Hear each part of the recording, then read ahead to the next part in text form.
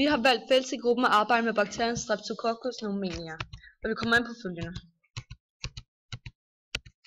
I 1881 organismen kendt senere i 1886 som pneumokokker for sin rolle som lungebetændelse, blev første gang isoleret samtidig og uafhængigt af den amerikanske hærlæge George Sternberg og den franske kemiker Louis Pasteur.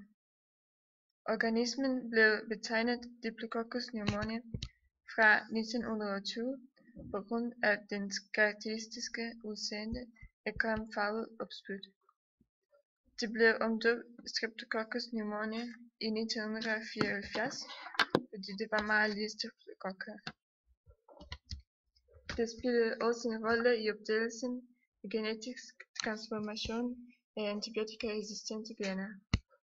I det er det Streptococcus undersøgt for at hjælpe med at finde en vaccine mod infektion. Jeg skal fortælle lidt om pneumokokkers opbygning. Pneumokokker er en gram-positiv bakterie, det vil sige, at den har et almindelig cellemembran inde ved cytoplasmaet. Generelt er det nemt for bakterien at trænge ind til gram-positive bakterier. I en gram-positiv bakterie i et gramfarvningsreaktion vil reagere i en krystalviolet farveskift og derved blive lilla eller mørk lilla farve. Gram-positive bakterier betyder også, at den cellevæg er lavet af flere lag af peptidoglykan, som så er bundet af flere peptidbrugere, hvilket betyder, at det burde være nemt for antibiotika at trænge ind og ødelægge bakterierne. Gram-positive bakterier har yderligere tertiærsyresyre, selvom den mangler en lipopolysakkarid. Cellen er omgivet af tyk cellevæg, med den egenskab, at den kan blive genkendt af den immunsystem, man er født med, altså medfødt immunsystem. Og dermed har den ansvar for at stimulere den immunologiske respons. I en hviletilstand udskiller den enzymet autolysin, hvor den aktiverer sin egen cellevæg, som bidrager med frigørelsen af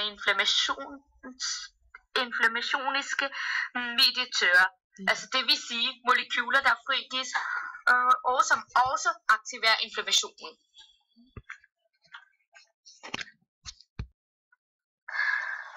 Bakterien pneumokokker er opbygget som S-form.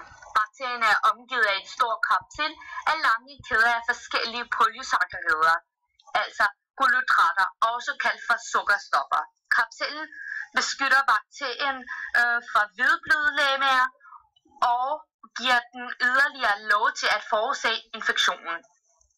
Da bakterien har været udsat for forskellige former for respons fra immunforsvaret, er der forskellige antigener af kapsulære polysakkarider, hvilket også resulterer i, at den har meget højt immunologiske antigen på organismen.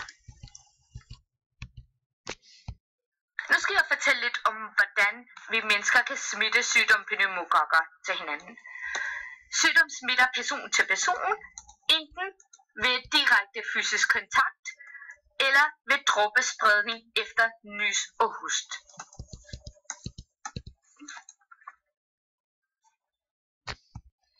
Og disse streptokokker, de ødelægger, eller når de er inde i kroppen, så ødelægger de røde blodlegemer i vores blod. Og omfanget af de skader, de laver, det bruges til at kategorisere dem. For eksempel kaldes dem, der ødelægger de røde blodlegemer fuldstændig for beta-hæmolytiske, mens streptokokkerne, der ikke ødelægger røde blodlegemer helt, de kaldes for alfa-hæmolytiske, hvilket er den gruppe Streptococcus pneumoniae hører under. Bakterierne, eller streptokokkerne, der hører under beta-hæmolytiske, de hæmoglyserer de røde blodlegemer på en blodæreplade, og dette skyldes, at disse bakterier danner eller indeholder nogle toksiner, der også er nogle giftstoffer, der ødelægger de her røde blodlegemer. Og ødelæggelsen det resulterer i, at der bliver frigivet hemoglobin og katalase. Katalasen den nedbryder eller spalter bakteriens affaldsprodukt, så der derved ikke ses en grøn farve eller sådan en grumset farve i bakteriekolonien. Og dette det er ikke tilfældet hos alfa-hæmolytiske streptokokker, fordi de har katalase dem selv, så der ikke bliver spaltet noget affaldsstof. Og her på billedet til venstre side, det demonstrerer beta-hemolytiske streptokokker på en blød agarplade. Og de her bakterier, som Usra sagde, de forårsager inflammation, og de inflammationer, det er nogle betændelser, og de er hyppigst årsag til lungebetændelse, men også bihulsbetændelse og mellemørebetændelse. Denne her bakterie, eller bakteriecellen, den har en kapsid bestående af polysaccharid, som Usra også sagde. Bakterien har nogle proteiner kaldet PCE. De hydrolyserer de teosconiske syrer, der befinder sig på cellevæggen. Når de gør det her, bliver der frigivet noget, der hedder PC, også kaldet for fosforylkolin. Dette stof det genkendes eller huskes af immunforsvaret ved et protein kaldet CRP. CRP det står for C-reaktiv protein, og det binder sig til polysacchariderne, der findes på bakteriens kapsid. Og for at være helt konkret, så er det C-polysaccharid antigenerne, der er på cellens kapsid.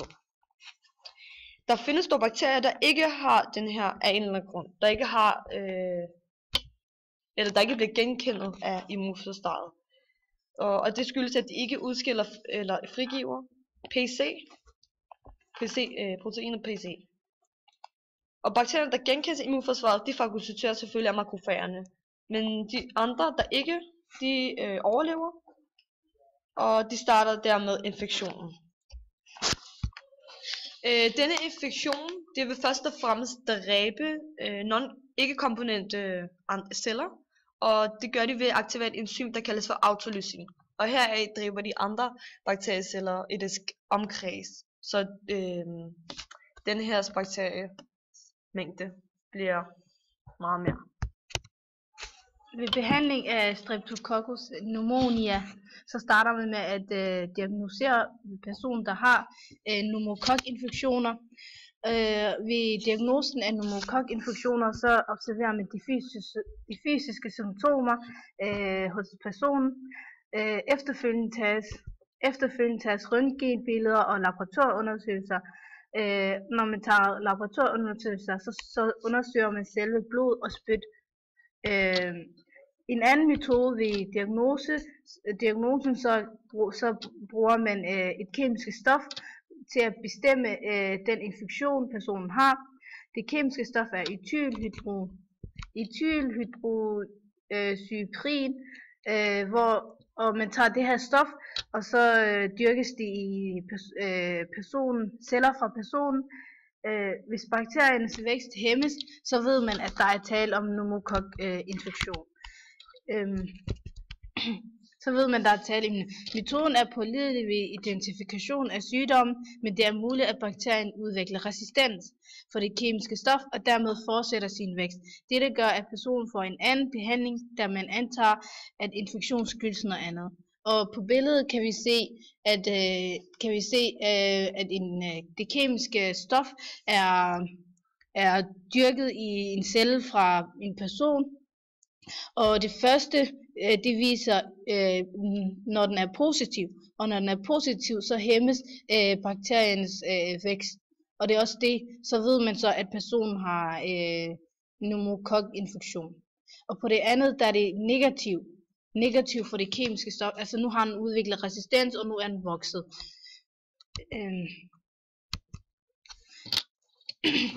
Man kan behandle Streptococcus pneumonia ved hjælp af penicillinantibiotikum, og det skal huskes, at det skal bruges i det rette mængde.